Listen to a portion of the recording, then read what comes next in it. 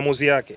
Yani Mwenyezi Mungu akifanya jambo hajutii, yani hana maamuzi katika sasa Mheshimiwa Rais alikuwa makamu wa rais, aliyemchagua awe makamu wa rais hakuwa chizi.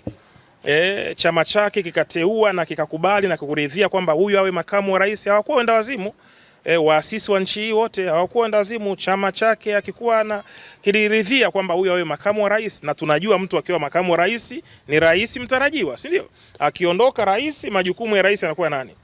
Yanakuwa makamu wa rais. Sasa limetokea la kutokea ambalo hatukulitamani wa Tanzania.